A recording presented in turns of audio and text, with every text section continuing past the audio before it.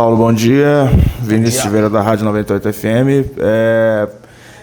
Bom, nesse período de janela de transferências, o América foi muito ativo no mercado, né? O América contratou, se salvo engano, aí minha conta pode estar errada, 12 jogadores. Para um time de poucos recursos, como foi falado desde o começo da temporada, o América foi muito ativo ao mercado. Eu queria saber de onde veio esses recursos e qual foi a ideia dessas contratações que o América fez recentemente. Algumas você ainda não estava aqui, outras vieram depois da sua chegada. Queria que você explicasse um pouco mais essas contratações que foram feitas, qual foi a análise e de onde vieram esses recursos para o América fazer essas aquisições. Ou o América não teve valores a pagar por essas aquisições? Bom dia, Vinícius. Bom, janela, né, encerrou agora, dia 2, então acho que é um momento até importante a gente fazer esse balanço. Quando a gente chegou, vai fazer 30 dias, né, que a gente voltou para o clube, e obviamente que o contexto é um contexto muito peculiar, né? Um clube numa situação de muitos jogos sem vencer, uma posição incômoda na tabela, troca de comando também, técnico, né? Então, o primeiro jogo a gente fez aqui contra o Remo, como interino, e logo depois a gente trouxe o Alberto, né, com o Douglas. E são situações que elas, né, exigiam que a gente repensasse um pouco a estratégia, né? Obviamente, alguma coisa não estava funcionando tão bem, né, para o clube estar naquela situação.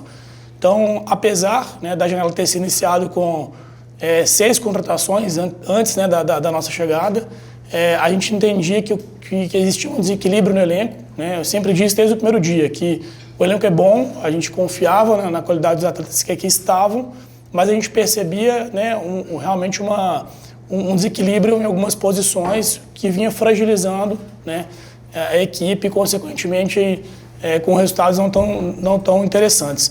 Então, a estratégia foi trabalhar de forma pontual, né, atacando posições que a gente entendia que estavam mais fragilizadas. E também não é segredo para ninguém, o clube ele enfrenta um desafio, né, também financeiro, né, um ano deficitário, né, uma arrecadação abaixo das despesas. Então, a gente tentou ser também bastante criativo, lançar mão das nossas redes de relacionamento também, né, buscar parceiros. E, pelo menos da minha chegada para cá, o movimento que a gente fez de saídas e chegadas foi um movimento que gerou ali uma redução de despesas para o clube, né? Mas, ao mesmo tempo, a gente entende que ela gerou qualificação no elenco. Então, a gente tentou qualificar gastando menos. Então, a origem dos recursos do clube ela é diversa, né? Então, não teve custos de aquisição, todos os atletas chegaram sem custo para o clube, obviamente, né, com custos de remuneração, mas que no cômputo geral da folha, hoje a gente tem uma folha mais barata do que a gente tinha há 30 dias atrás. Bom dia, Paulo, João Marcelo, itatiaesporte.com.br. Primeiro eu gostaria que você falasse como foi a sua avaliação do elenco quando você chegou e como você vê agora, se todas as carências que você falou foram supridas, e também a importância do Alberto Valentim para ajudar na montagem do elenco. Maguinho, por exemplo, Emerson Santos também, que chegou, trabalhou com ele na ponte. Qual foi a importância do Alberto para essa montagem do elenco até o fechamento da janela? Obrigado. Perfeito. Bom, eu acredito que sim, que hoje a gente tem um elenco mais forte, né, do que a gente tinha algumas semanas atrás, mais equilibrado. O clube também sofreu com muitas lesões, né? Então, quando eu cheguei, a gente tinha 12 atletas, né, que estavam ou em transição ou ainda, né, em tratamento no departamento médico. Esse número reduziu, hoje a gente tem 8 atletas, mas ainda é um número bastante elevado, né? A gente vai ganhar outros atletas ao longo da competição ainda, só que a gente não pode esperar, né? Então, realmente isso exigiu que a gente se movimentasse, mas também promovemos algumas saídas, né? O que reduziu aí um pouco o custo e também melhora um pouco a dinâmica de trabalho. A participação do Alberto foi fundamental, né? Apesar que, curiosamente, o Maguinho a gente contratou antes até mesmo de fechar o Alberto, era uma carência que a gente tinha. Foi uma coincidência boa, né? Positiva. Mas a nossa, né, forma de trabalhar é uma forma de escutar todas as áreas. Nós temos um staff muito qualificado aqui e todos podem contribuir, tanto o departamento de mercado, comissão técnica, o próprio Diogo como um auxiliar permanente da casa, que conhece bem a história do clube, dos atletas que estavam. Então foi um trabalho com várias mãos, né? E sem dúvida o Alberto e o Douglas, né, como treinador e auxiliar, foram fundamentais para contribuir, para validar, para trazer nomes. A própria situação do Emerson, que assim que ele se desvinculou da Ponte, né, é um nome que a gente já vinha monitorando, mas que com a validação do Alberto ganhou, né, força e facilita a tomada de decisão, né? Você já conhece o comportamento, a atitude, que as outras características a gente consegue ver, né? Mas as informações de dia a dia elas são muito valiosas. Então foi muito importante, ele participou ativamente, né? Seja da validação, da indicação desses nomes que acabaram chegando. Bom dia, Nath, da ESPN. Você estava falando do Valentim, eu queria saber justamente sobre a escolha pelo Valentim. Porque quando o Emerson sai, inclusive se cogita efetivar o Giacomini, né, no caso de vitória com o Remo, o América perde para o Remo, vem o Valentim. Eu queria que você me falasse um pouco sobre essa escolha, sobre o que foi analisado e o que fez, qual foi o diferencial para o Valentim vir para o América. Ótimo. Bom, eu imagino assim, o grande desafio era o tempo, né, uma tomada de decisão num tempo curto, né. O Anderson, um profissional que eu tive a oportunidade de trabalhar com ele aqui no América, a gente foi vitorioso, um cara que eu respeito muito, né? Então, obviamente, quando eu cheguei ele já tinha saído, então a manutenção e a opção por ter o Giacomini comandando o time contra o Remo foi uma opção que eu entendo que foi inteligente para aquele contexto, né? E a gente nunca descarta, né, uma continuidade. Ele é um cara qualificado, está aqui há muito tempo. Entretanto, a gente chegou à conclusão de que precisávamos ter um pouco mais de experiência e, sobretudo, novos ares também, né, para o elenco, para todo o contexto ali. A gente traçou um perfil, né, de treinador que a gente gostaria de trabalhar e conversamos com alguns nomes, né, e foi muito boa a conversa com o Valentim. Eu não tinha tido ainda a oportunidade de trabalhar com ele, mas muito bem referenciado, e foi uma conversa de altíssimo nível, em que ele demonstrou realmente ter um plano de trabalho muito claro, né? Isso para mim é muito importante, sabe o que quer, né? Sabe como fazer. E foi sim uma conversa que rapidamente, né, se desenrolou para uma contratação, e a gente está bem satisfeito com o que ele está entregando, um cara muito profissional, muito dedicado. Se não é o primeiro a chegar, um dos primeiros a chegar e um dos últimos a sair todos os dias. Não só ele, Douglas também, né, que veio com o Alberto, um cara também espetacular, e acho que a integração foi muito rápida. Acho que esse que é o grande, pode ser o grande trunfo para a gente nessa retomada também, que a gente tinha uma equipe, ressalto aqui, né, não só de atletas, mas de pessoas também muito boa, e acho que essa integração foi bastante rápida, e espero que a gente possa colher aí bons frutos, né, com a velocidade que a gente precisa, né? Nós não temos tempo a perder. Paulo, bom dia. Michele Mara do Podcast, é um prazer estar falando com você. Eu queria saber como que você avalia essa janela de transferência desde a sua chegada, como você ressaltou, há mais ou menos 30 dias, e como você projeta, sendo que desses jogadores que vieram, alguns vieram por empréstimo até o final do ano. Então, como que você avalia a médio e longo prazo essa questão da manutenção do elenco? Obrigada. Obrigado. Prazer falar com você. Eu estou bem satisfeito com a janela, acho que ela foi bem produtiva, acho que a gente conseguiu atacar todas as posições onde a gente sentia um pouco mais de carência, né, substituir algumas saídas, né, o caso, por exemplo, do próprio Figueiredo, não estava nos nossos planos, né, trocá-lo, e aí a gente recebeu uma comunicação em que ele tinha uma proposta, né, no final da janela, a gente chegou a cobrir a proposta, mas ele decidiu seguir a vida dele. Então, a gente teve que se movimentar rápido no mercado para poder trazer um substituto, que é o David da Hora, que acabou chegando, foi o último atleta que a gente contratou. Então, tirando esse movimento que foi um movimento de realmente última hora, o restante foi todo um movimento planejado em cima do diagnóstico que a gente tinha do elenco. E sobre continuidade, né? É claro que no planejamento a gente em algum momento vai ter que pensar em 2026, mas sendo bem honesto, a gente pensou muito em 2025. Né? O foco foi totalmente agora.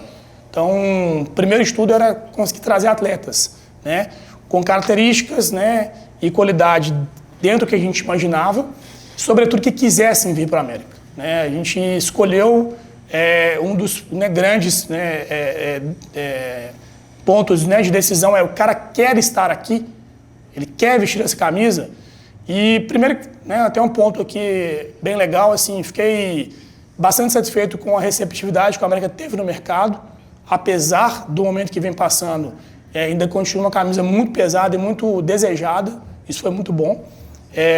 Mas, assim, realmente o foco era trazer atletas para o momento atual. E aí agora, obviamente, à medida que a gente vai conhecendo melhor os atletas, que a gente vai conseguindo também sair dessa situação incômoda, começar a pensar em 2026, aqueles atletas que, né, não tiverem contrato, a gente trabalhar a renovação, se for o caso, mas primeiro, né, jogo a jogo, viemos de um bom, né, resultado contra o Avaí, mas foco 100% no Operário, então ainda não dá para a gente pensar em 2026, temos que superar, sair, né, desse momento incômodo de 2025. Bom dia, Paulo. Paula Xavier, do Portal Vem na Trilha. Bom dia. Foram 12 chegadas, né, nessa janela, mas também tiveram várias saídas. E eu queria saber, assim, falando da parte técnica, o quanto que você avalia que o saldo foi, dessas chegadas e saídas, se o saldo foi positivo para a disputa do restante da temporada? Ótimo, obrigado pela pergunta. Tivemos 5 saídas, né, então, dessas chegadas, né, 6 foram, né, após a minha vinda para o clube, 6 foram antes. E nesse intervalo também, antes da minha chegada, também tivemos algumas atletas que acabaram se lesionando, então, de certa forma, acabam sendo contabilizados como saídas. Eu acho que foi positivo, eu acho que a gente conseguiu qualificar o elenco positivamente.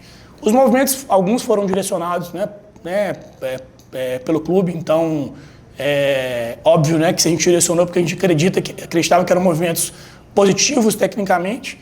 Eu diria que, tirando a situação do Figueiredo, que realmente a gente não queria que ele saísse, acho que todas as outras foram movimentações planejadas e pensadas. E mesmo no caso do Figueiredo, eu acho que a gente trouxe aí uma reposição à altura, um atleta com uma idade, né, compatível também com a do Figueiredo, mas até um pouco mais experiente. Acho que pode até, quem sabe, não entregar um pouco mais. Então, acho que no final do dia a gente ganha bastante em relação ao que a gente já tinha, que, ressalto, era bom, mas precisava, né, de algumas, de uma qualificação e equilíbrio um pouco maior em algumas posições. Ô Paulo, Fabrício Calazans da Itatiaia, claro que fazer uma contratação de determinado jogador com uma carreira vitoriosa a mais, um momento melhor, não é certeza de que ele vai dar certo no clube, né? Em que pese que o América tem aí talvez um terço da folha no DM, né? Jogadores aí como o Fabinho, o próprio Alê, o Marlon está, né, voltando, entre outros. Como que foi pensada essa montagem do elenco para essa reta final, principalmente no que tange ao momento ofensivo do América? Porque há muitos anos o América tem muita dificuldade em contratar um centroavante, né? Um cara que faça gols de verdade.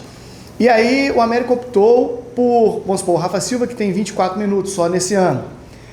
Optou pelo David da Hora, que estava meio que escanteado lá no CRB. Aí traz uma Luiz, que tem 7 jogos em 2 anos no Goiás.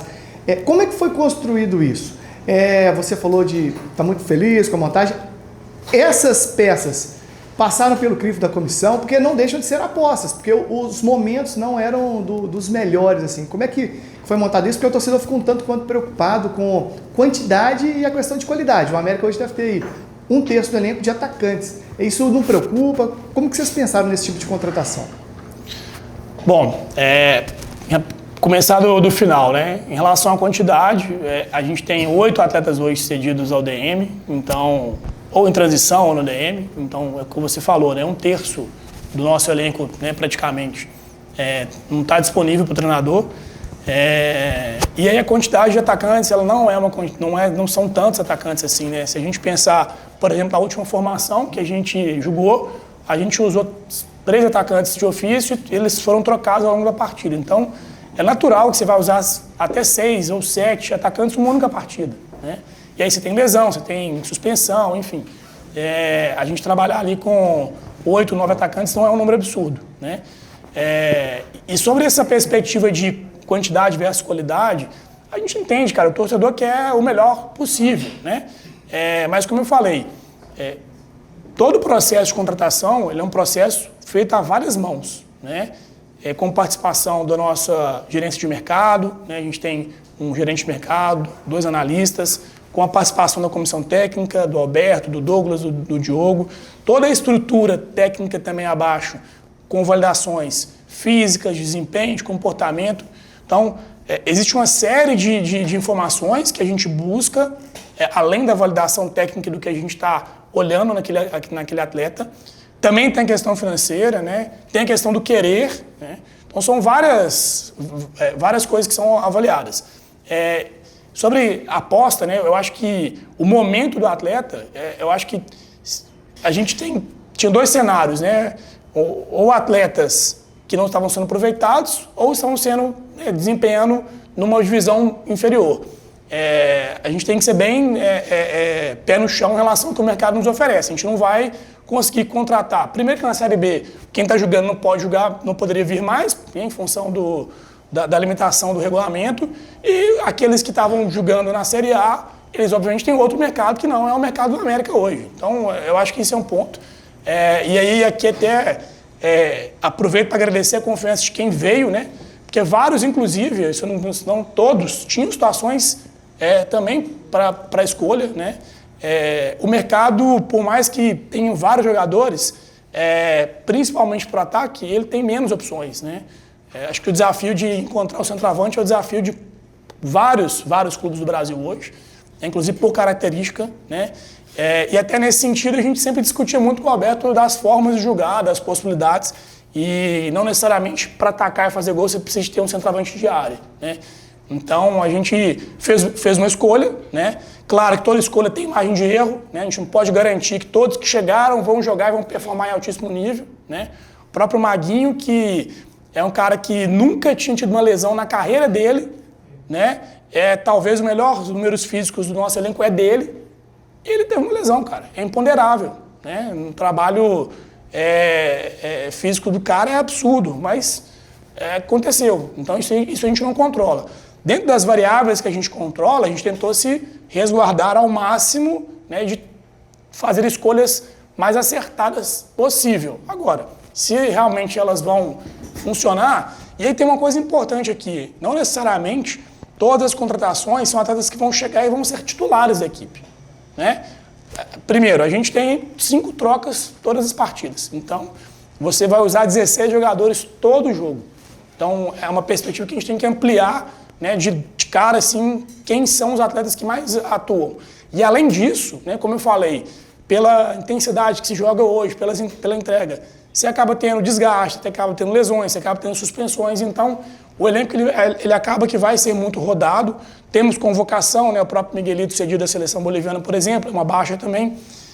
Então, às vezes a vinda de um atleta, ele vai ajudar a levar nível do treino, ele vai ajudar a fechar um jogo, ele vai... Não quer dizer que vai vir, que o desequilíbrio esteja faltando um cara para vestir a camisa e ser titular. Não necessariamente é isso, né?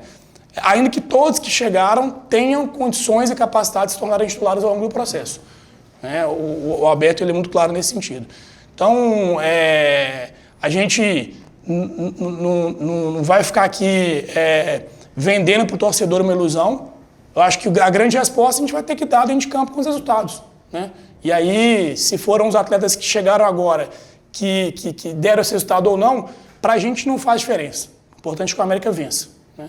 Mas, de toda forma, a gente, dentro das possibilidades, está bem satisfeito sim, com os movimentos que a gente fez na janela. Bom dia, Paulo. Um prazer falar com você. Daniel Vieira, aqui da Rede Minas. Queria até continuar nesse ponto das lesões. Queria te perguntar sobre a sua avaliação do departamento médico, né? Você mencionou o número de lesões, também mencionou que esse número até caiu recentemente, mas queria que você falasse a sua avaliação sobre o departamento médico, já que o América tem pela frente somente o Campeonato Brasileiro da Série B, não é um calendário tão apertado assim, são somente jogos da divisão nacional, e queria saber se você enxerga algum ponto que foi importante para essas lesões terem acontecido. Obrigado. Bom dia, obrigado pela pergunta. Bom, uma coisa importante, né, pessoal, a gente tem várias áreas do conhecimento envolvidas aqui, né? O departamento médico é apenas mais uma das áreas que trabalha e atua na reabilitação, na recuperação dos atletas. Então a gente tem a fisioterapia, temos a performance, que tem fisiologia, preparação física, nutrição. Então é multidisciplinar, né? É difícil a gente definir um motivo, né? Não tem um único motivo, é multifatorial, mas realmente alguma coisa não foi tão bem feita, executada dentro do clube, não exatamente no departamento médico, né? Desde que a gente chegou, o saldo é positivo. A gente teve mais atletas liberados do que atletas que foram, né, acabaram se lesionando. Mas cravar e dizer o porquê a gente teve tantas lesões é uma resposta difícil de ser dada agora, né? Claro que essa é uma pergunta que a gente também se faz, que a gente também busca, né, respostas até para a gente evoluir e evitar que isso se repita. Mas eu diria que assim, um número de 10% a 15% do elenco que estivesse na situação de lesionado em transição é um número razoável e aceitável. A gente está muito fora do aceitável, isso é fato, mas não é culpa de um ou outro setor. Isso passa por, inclusive, o perfil do atleta, tem várias coisas que podem ter provocado isso, mas o fato é que é um problema, né? A gente sabe que é um problema, que a gente tem que encarar esse problema. Estamos bastante atentos. Hoje o clube tem uma infraestrutura boa, né, para atender esses atletas, né, tanto médico, a gente tem excelentes profissionais, né, repetir isso aqui que é importante. Temos uma ótima estrutura de preparação física, a sala de musculação, os campos, né, de trabalho são bons, a parte de fisioterapia é muito boa também, fisiologia, equipamentos de primeira, né, qualidade de ponta, tecnologia de ponta. Então, assim, não é falta de recurso, né? E, como eu disse, também tem um lado imponderável dessas lesões que fogem do controle. Não queria que cravar sorte ou azar, porque isso está fora do nosso controle, mas é um ponto de atenção e a gente está tentando evoluir também. Ô Paulo, bom dia. Edivaldo Miranda, de O Tempo Esportes. Já amanhã completa, né, um mês do seu trabalho. O torcedor do América está muito acostumado sempre de ter uma palavra da cúpula. E a cúpula, ultimamente, tem até dito que agora é o Paulo Assis quem responde pelos erros, pelos acertos. E diante do fato da palavra estar com você sendo esse porta-voz, acho que o torcedor está esperando também uma resposta do porquê que o América chega agora nessa condição, brigando para não cair, sem que no início do ano a ideia era subir para a Série A, chegou até a final do Campeonato Mineiro. Você já fez um balanço? Alguém já falou para você onde foi que errou? Qual que foi o problema que fez com que o América chegasse nessa situação, que não era o objetivo do clube, muito menos era o que o torcedor queria, por gentileza? Bom, vamos lá. Eu acho que os executivos, né, responderem pelo clube nas suas funções é algo até de amadurecimento institucional, né? Acho que o América se tornou SAF, então fez uma guinada, um movimento de profissionalização, então é natural que essa responsabilidade caiba aos profissionais executivos, né? Então, tanto eu quanto o Dover, né, como CEO, né, e presidente executivo da SAF, também respondendo, obviamente, pelo futebol. E claro que, assim como a pergunta sobre o departamento médico, né, quando a gente olha para o momento do clube, é difícil dizer qual foi o problema, né? Eu acho que tem vários problemas que se acumularam, né? Eu participei, acho que 5 séries B aqui no América, a gente só não subiu uma vez e a gente ficou em 5º lugar. As outras ou a gente subiu ou a gente foi campeão. Então, é algo que se espera. A América conquistou esse status, né, nos últimos 10 anos. Então, natural que o torcedor, que o próprio indústria do futebol olhe para a gente como sempre um competidor que vai brigar para subir. E na hora que você se vê numa situação de brigar para não cair, é surpreendente, né? Eu acho que, enfim, tem vários efeitos ali de ajustes que o clube, né, teve que fazer desde o rebaixamento, e que não conseguiu fazer, né? Acho que numa competição com 20 clubes, né, onde você vai ter 4 rebaixados, 4 que sobem, um percentual grande de mudanças todo ano, talvez uma frustração grande também de não ter conseguido acesso ano passado, que também teve um início muito bom, acabou perdendo um pouco o ritmo ao longo do segundo semestre. Mas é difícil, né, dizer, eu não acho que tem, assim, de novo também um culpado, né? Acho que talvez até para o torcedor, né, seria mais confortável, a culpa foi de tal coisa ou de tal pessoa, você tira tal coisa da tal pessoa, resolve, a América vai voltar. Infelizmente, não é isso, né? Não existe um movimento mágico que a gente vai fazer que o América vai passar de novo a ganhar todos os jogos. Eu acho que tem várias coisas que se perderam ao longo desses últimos meses por vários motivos, e acho que não tem culpa de A ou de B, e que o nosso papel é tentar reorganizar, reestruturar. Falando em planejamento, né, e olhando para frente, a gente está muito focado no momento do agora, né?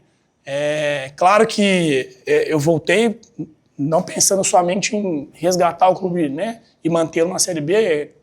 A minha ideia de estar aqui é para que o clube possa voltar a competir em grande nível e voltar para a Série A, mas o fato é que a gente tem que tratar os problemas dentro do tempo que eles precisam ser tratados. Então agora a gente está olhando muito, né, jogo a jogo, né?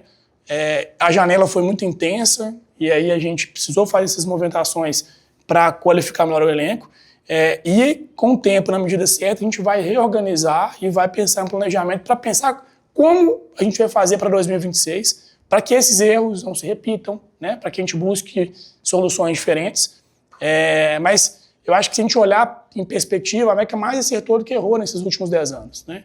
Mas vão acontecer erros, e acho que o mais importante é que a gente sabe que esses erros foram cometidos, né? E aí a tendência é que a gente volte a acertar mais, né, daqui para frente, e o clube volte realmente a ser esse competidor. Um outro ponto, assim, tá cada vez mais difícil, né, competir na Série B, no sentido de mais equipes, né, com recurso, com recursos não só financeiros, mas de infraestrutura. Então, muitos diferenciais que a América construiu ao longo dos anos, eles foram também sendo conquistados pelos seus adversários. Então, isso é um ponto de atenção, que a gente precisa evoluir também alguns aspectos para a gente continuar sendo esse clube de referência que a América se tornou. Então, tudo isso é difícil pedir paciência para o torcedor, mas que eu, né, queria convidar todos para a gente ver o momento, né? A gente está muito ansioso de sair dessa situação que a gente está vivendo agora, e na hora certa a gente vai poder falar de planejamento, falar de outros assuntos que são, digamos assim, mais satisfatórios do que o tempo todo falar vamos sair do rebaixamento e tal, que realmente é um assunto desgastante, chato para o torcedor, mas que é o momento. A gente não tem como fugir dele, e na hora certa a gente vai falar um pouco mais de coisas positivas para o futuro.